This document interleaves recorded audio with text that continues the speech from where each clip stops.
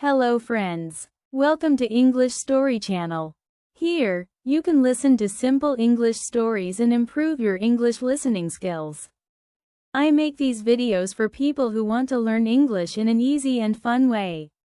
If you like my videos, please like, comment, and subscribe. Your support helps me make more stories and grow this channel. Thank you for being part of English Story Channel. Let's learn English together. Letters from the future. It was a quiet Monday morning in the small town of Maplewood. The air was cold and the streets were empty. Emma Parker walked slowly to her little white house after a long night at the hospital. She was 29 years old and worked as a nurse. Her job was hard, but she loved helping people. When she reached her door, she saw her mailbox full of advertisements and one single white envelope. It looked clean and new, and her name was written on it in blue ink, to Emma Parker. There was no stamp, no address, and no sender's name. She took the envelope inside, made herself a cup of tea, and sat near the window. Rain started to fall softly, and the sound made her feel calm. She looked again at the letter. The handwriting was soft and careful, almost familiar. Slowly, she opened it and unfolded the paper. The paper had a smell of lavender, which was strange because lavender was her favorite scent. Her grandmother used to keep lavender soap in drawers when Emma was a child. She began to read. The letter said, "Dear Emma, I know this will sound strange, but I am you, from the future. Please, don't be afraid. I am writing from 10 years ahead. There is something important you must do this week. On Wednesday, at exactly 5:15 p.m., go to the small bookshop on River Street. You will meet someone there who will change your life. Trust this message. From your future self." Emma stared at the letter. For a moment, she thought it was a joke. She looked around her small kitchen, expecting someone to laugh or tell her she was on a hidden camera show. But no one was there. She felt a strange mix of fear and curiosity. The handwriting looked so much like hers that she could not ignore it. Her hands shook slightly as she read the lines again. "From the future?" she whispered. "That's impossible." She put the letter on the table and tried to forget it. She turned on the TV, but her mind kept going back to the words, "Someone who will change your life."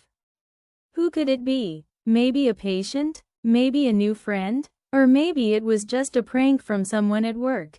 Still, she could not stop thinking about the letter's smell, the way it felt old and new at the same time. That night, Emma could not sleep.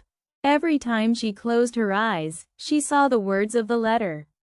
The next morning, she took the letter with her to work and showed it to her best friend, Lily. Lily was a cheerful woman who worked as a teacher. When she saw the letter, she laughed. "Emma, someone is playing a joke on you. Maybe one of the doctors? You know how they like to have fun." Emma smiled weakly. "Maybe, but look at the handwriting. It looks like mine. And the smell, it's lavender. You know I always loved that scent." Lily took a deep breath and nodded. "It's strange, yes. But going to the bookshop won't hurt, right? Just go and see what happens. If nobody is there, at least you can buy a book." Emma agreed, but deep inside, she was nervous. What if it was true? Wednesday came faster than she expected. The day was cloudy, and the air smelled like rain again. Emma finished her shift early and walked to River Street. The small bookshop stood between a coffee shop and a bakery. A wooden sign above the door said, "Old Pages." The windows were dusty, but warm light came from inside. Emma took a deep breath and went in. A small bell rang as she opened the door. The smell of paper and coffee filled the air. Books were everywhere, on shelves, on tables, even on the floor. A cat was sleeping on the counter. Behind it, an old man looked up from his newspaper. "Good afternoon, miss," he said kindly. "Looking for something special?" Emma smiled nervously. Just looking around, she answered. She walked slowly between the shelves, feeling the quietness of the shop. Her fingers touched the old book covers. For a moment, she felt silly. This is crazy, she thought. Why am I here because of a letter that says it's from the future? But just then, she heard someone's voice behind her. Excuse me, do you like history books? She turned around and saw a man holding a book in his hand. He looked to be about her age, tall, with brown hair and kind eyes. Yes, I do, she said, trying to smile. I think old books are full of stories and secrets. The man nodded. That's true. I'm Daniel, he said, offering his hand.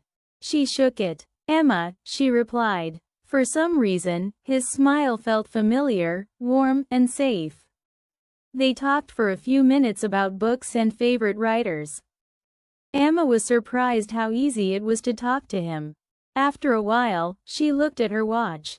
It was exactly 5:15 p.m. Her heart stopped for a moment. The same time written in the letter. She looked at Daniel again. Have we met before? She asked quietly. Daniel smiled and said, maybe in another story. His answer made her smile, but also confused her. They continued talking, and before leaving, Daniel gave her his phone number written on a small card. As Emma walked home, her hands trembled. She looked at the card again. His handwriting was clean and simple. She thought about the letter, how it had said she would meet someone who would change her life. Was Daniel that person? Everything felt unreal, like a dream. The street lights turned on as the rain started again. She pulled her coat tighter and whispered, who sent that letter? Was it really me? When she got home, the house was silent. She put her bag down and looked at the kitchen table. The letter was still there, exactly where she had left it. But something was different. The paper looked slightly newer, as if someone had just written it. Her heart started to beat faster. She picked it up and noticed a new sentence written at the bottom in the same handwriting. Well done, Emma. The story has just begun. She dropped the letter and took a step back. Her breath became short. No, she whispered. That wasn't there before. The clock ticked loudly in the quiet room. Outside, the rain fell harder, and thunder echoed in the distance. Emma sat down, holding her head in her hands, trying to understand what was happening. She didn't know if she was losing her mind or if the impossible was somehow real. But one thing was certain, this was only the beginning. Emma sat quietly in her kitchen, staring at the letter that now had new words written on it. Her hands shook as she read the line again and again. Well done, Emma. The story has just begun. She whispered to herself, who is doing this? How can the letter change? The rain outside was heavy, and the wind made strange sounds against the windows. She felt like someone was watching her, even though she knew she was alone. For a long time, she didn't move. She just listened to the rain and tried to calm her heart. Finally, she stood up and decided to test something. She took a pen from the table and wrote one short sentence under the message. Who are you? Then she folded the letter, placed it inside the envelope, and left it on the table. After that, she turned off the lights and went to bed, though she could not sleep. All night she listened to the rain and thought about Daniel, the man she met at the bookshop. His kind smile, his calm voice, she could not stop thinking about him. The next morning, sunlight came through the curtains. The rain was gone, and the air was fresh. Emma ran to the kitchen. The envelope was still there, but something was different again. The paper inside felt warmer, almost alive. She opened it and gasped. Under her question, there was a new line in the same blue handwriting. You already know me. Trust the process. Emma dropped the letter on the table. Her eyes filled with tears. This can't be real, she said. This isn't possible. At work, she tried to focus on her patients, but her mind kept going back to the letter. During lunch, she told Lily about it again. Lily listened more carefully this time. "You're saying the words changed? That's impossible, Emma. Maybe you were too tired and imagined it." Emma shook her head. "No, Lily, I saw it. It answered my question." Lily frowned. "Okay, listen. You need a rest. Maybe go out with that guy, Daniel. You said he was nice, right? Sometimes strange things happen when we feel lonely. Maybe this letter thing is your mind trying to tell you something." Emma wanted to believe that. It would make everything easier. That evening, she texted Daniel and asked if he wanted to have coffee. He replied quickly, "I'd like that. Tomorrow at 5? She smiled for the first time in days. Maybe Lily was right. Maybe she just needed to be around someone kind. The next day, she wore a blue dress and walked to the cafe on River Street. Daniel was already there, sitting by the window with a book. When he saw her, he smiled warmly. "Emma, I'm glad you came." They talked for hours. They shared stories about work, childhood, and dreams. Emma laughed more than she had in months. Daniel was calm, thoughtful, and funny. But sometimes, when he looked at her, she felt a strange familiarity, like she had met him long ago in another life. When they said goodbye, he touched her hand gently. "It was really nice to see you again," he said softly. The word again made her heart skip a beat. That night, when Emma returned home, she felt lighter. She made tea, turned on some quiet music, and smiled. She decided not to think about the letter. But when she entered the kitchen, her smile disappeared. The envelope was on the table again, even though she was sure she had left it in her bedroom. Slowly, she opened it. The paper now had another message, written under the previous one. "Good job, Emma. You met him. Don't let him go this time." Her hands went cold. "This time?" she thought. "What does that mean?" She sat down, breathing slowly. "Don't let him go this time," she repeated. "Does that mean I lost him before? But how? I just met him." She felt confused and scared. If this letter was truly from her future self, it meant something had gone wrong once before, and she was being warned. The next day, she saw Daniel again. They went for a walk by the river. The water was calm, and the air smelled of rain and flowers. They talked easily, and Emma started to forget her fear. But when Daniel asked about her family, she suddenly felt a strange pain in her chest. "I don't talk to my parents much," she said quietly. "My mother passed away when I was young." Daniel looked at her gently. "I'm sorry," he said. His eyes looked sad, almost too sad, as if he already knew the story. Over the next few days, Emma and Daniel grew closer. They met after work, cooked together, watched movies, and walked in the park. Emma felt alive again. Yet, every few days, another letter appeared in her mailbox. Each one was short, written in the same blue ink, and always with the same gentle handwriting. One said, "Be honest with him." Another said, "He has secrets too." Emma didn't know what to do. She didn't want to scare Daniel by telling him about the letters. One evening, after dinner, Daniel was helping her wash the dishes. The air was warm, and they were laughing when suddenly, Emma remembered the latest letter. It said, "Ask him about the photograph." She turned to Daniel. "Hey, do you keep old photographs?" she asked. His hands stopped moving. He looked at her carefully and said, "Why do you ask?" Emma felt her heart race. "Just curious," she replied quickly. Daniel dried his hands and went to his bag. He took out a small picture. In the photo, Emma saw a little boy standing in front of a big house. The boy looked familiar. Then she saw it.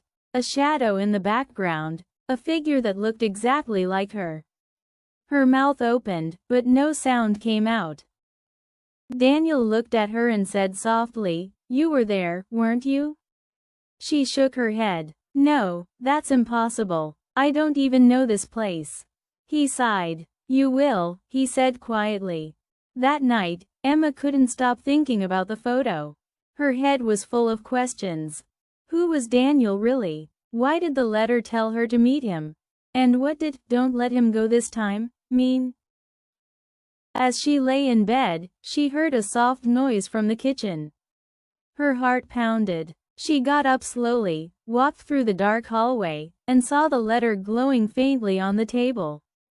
The paper gave off a soft blue light. Emma stepped closer. The glow faded as she touched it. A new line had appeared, written in the same handwriting. Tomorrow you will know the truth. She stood there, shaking.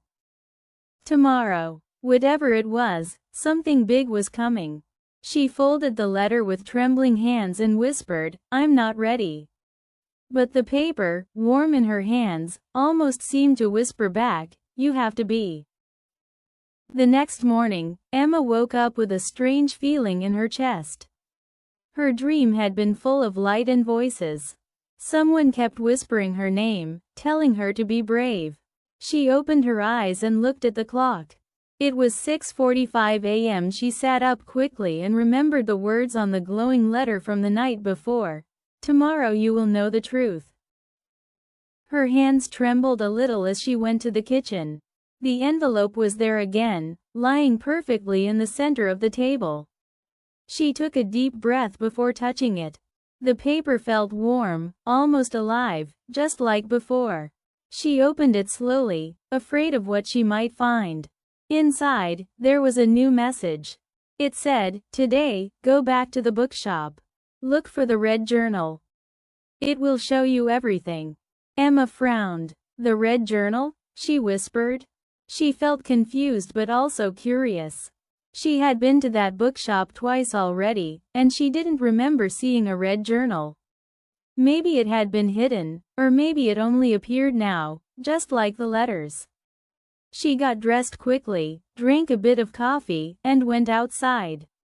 The morning air was cold and fresh, and the streets were still quiet. When she arrived at Old Pages, the same bell rang above the door. The old man at the counter looked up and smiled.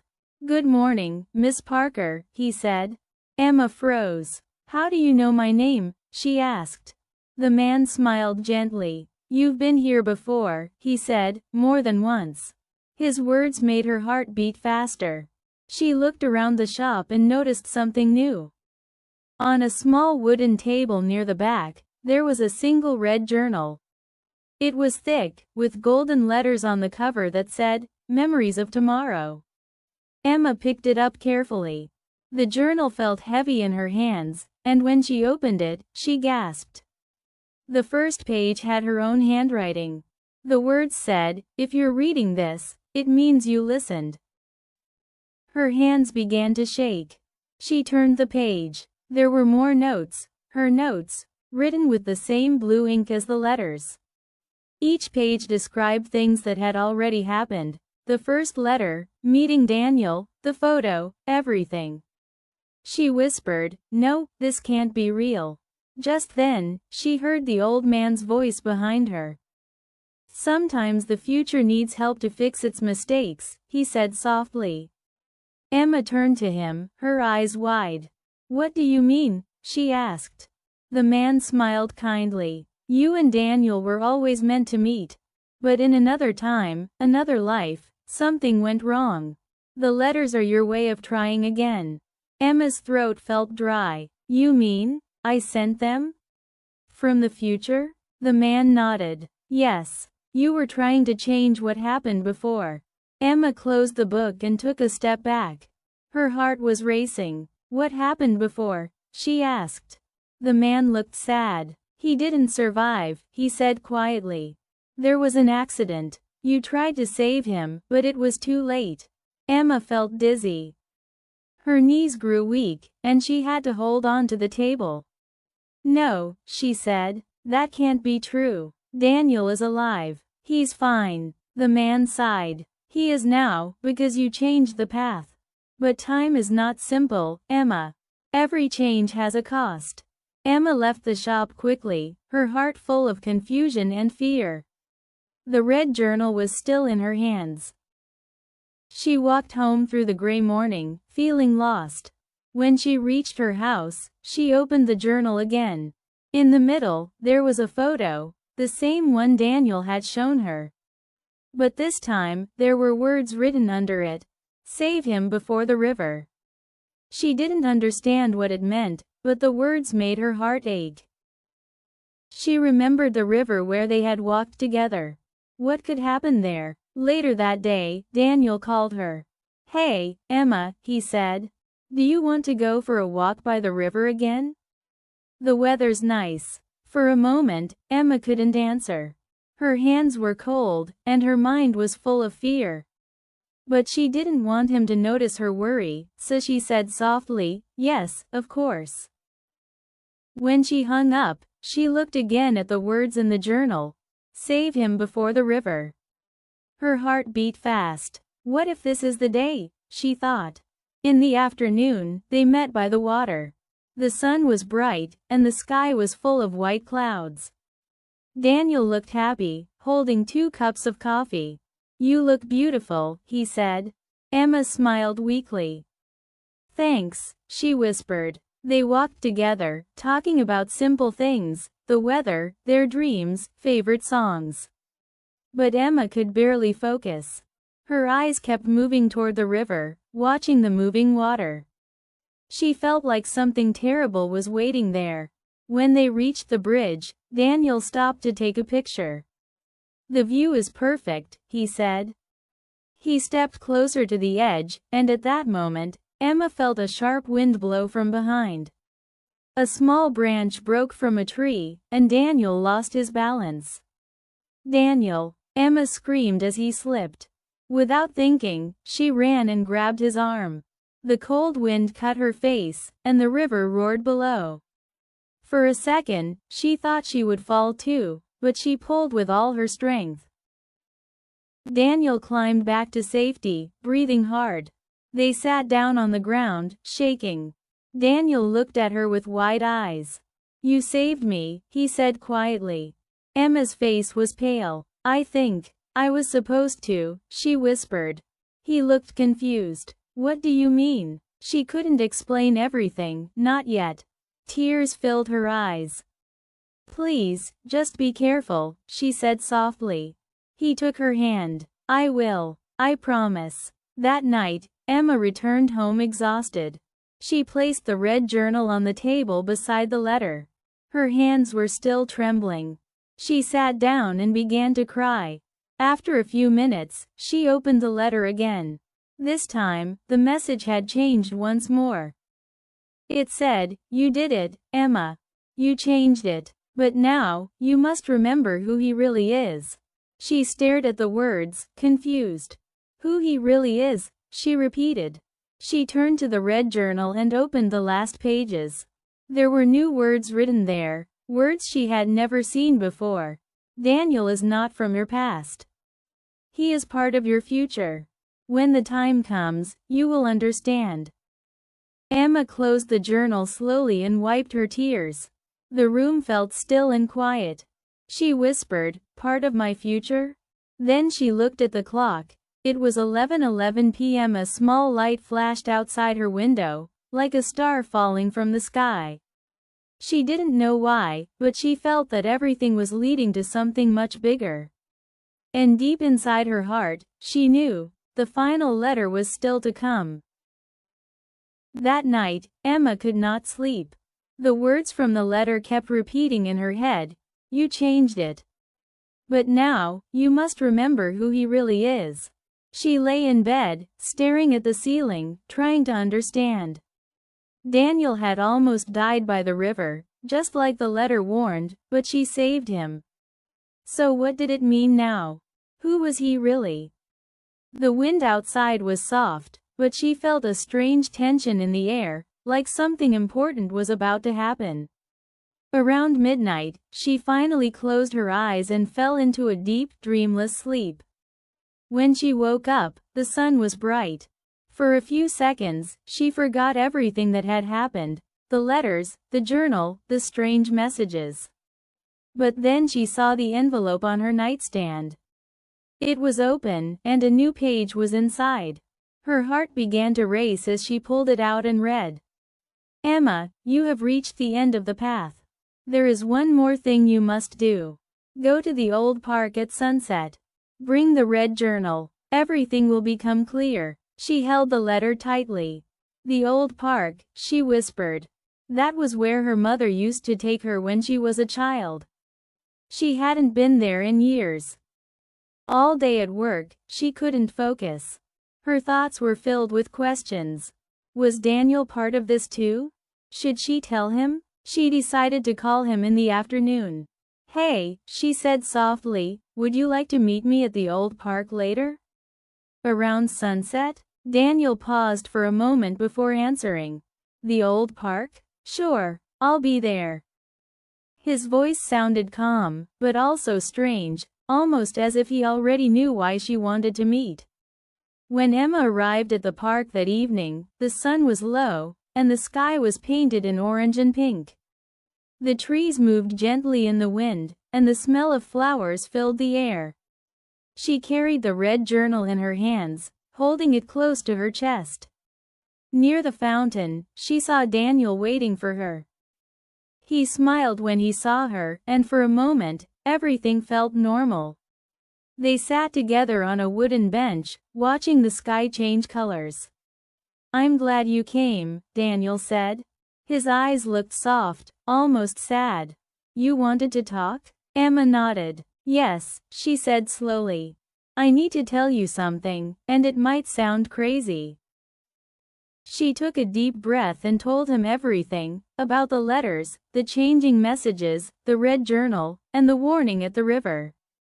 Daniel listened quietly without interrupting. When she finished, he didn't look surprised. Instead, he smiled gently. I know, he said. I've been waiting for you to tell me. Emma frowned. You know? What do you mean? Daniel looked at the setting sun and said quietly, I'm not from your present, Emma. I came from the same place as your letters, from your future. She stared at him in shock. That's not possible, she whispered. You're saying you're from the future? Like me? Daniel nodded. Yes. But not only that. In the time I come from, you and I were married. We worked together, lived together, loved each other. But then the accident happened, the one by the river. I didn't survive. You tried to send messages through time to change it, to save me. And it worked. But something changed, too. Emma's eyes filled with tears. No, she said softly, shaking her head. That can't be true. Daniel reached out and took her hand. You did it, Emma. You brought me back, but not in the same way. I'm not exactly human now. I'm a memory made real, a part of the timeline you created. That's why I appeared in your life again, because your letters made a bridge between us. Emma covered her mouth, trying not to cry. So this is all real? The letters, the journal, everything? Daniel smiled. Yes. They were your messages to yourself. You wrote them so you could find me again. The sun was almost gone now. The air turned cooler, and the first stars began to shine. Emma looked down at the journal in her lap. The last page, she said suddenly. It said, when the time comes, you will understand. Maybe this is what it meant. Daniel nodded. Yes. But there's one more choice you have to make.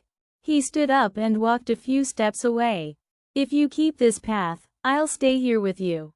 But if you send the journal back, if you close the circle, I'll return to where I belong, and time will be normal again. You can't have both. Emma's heart broke at his words. She stood up, holding the journal tightly. So if I keep it, you stay, but time stays broken, she said. And if I send it back, you disappear. Daniel looked at her with deep, loving eyes. Yes, he whispered. You already made this choice once. You promised to fix what went wrong. That's why you sent the first letter, to remind yourself to be strong enough to let go. Tears rolled down her cheeks. I don't want to lose you again, she said, her voice trembling. Daniel smiled sadly. You never really lost me, Emma. I'm part of you now, every memory, every word, every heartbeat. I'll always be with you, even if you can't see me. He touched her face gently, and she closed her eyes, feeling the warmth of his hand. You gave me another chance to say goodbye, he said softly. The wind blew harder, and the red journal began to glow in her hands. The pages turned on their own, faster and faster, until they stopped on the first page. The words, Dear Emma, I am you, from the future, shone brightly. Emma looked at Daniel. He smiled, his eyes full of light. It's time, he said. Send it back. She nodded slowly, tears falling down her face. She placed the journal on the bench, opened the first page, and whispered, Goodbye, my love. A soft light surrounded them. Daniel's figure began to fade, his smile still warm and calm. Thank you, he whispered. You did it. The light grew brighter until Emma had to close her eyes. When she opened them again, she was alone. The journal was gone. The bench was empty, and the park was quiet. Only the sound of wind and the soft singing of birds remained. Emma sat there for a long time, letting the tears fall. She felt both sad and peaceful. Somehow, she knew that everything was right now, that Daniel was safe, that time was healed. As the sky grew darker, she stood up and walked home slowly. When she entered her house, she saw one last envelope on the table. Her hands shook as she opened it. Inside, there was only one short line. Thank you for remembering. Live well, Emma. She smiled through her tears. The paper felt warm one last time, then turned cold and blank. Emma folded it gently and placed it in a small box beside her bed. That night, she slept deeply, and for the first time in a long while, she dreamed of peace. In her dream, she was walking by the river again, the same place where she had saved Daniel. The sun was shining, and somewhere far away, she heard his voice whisper softly, The future is yours now. And for the first time, Emma believed it.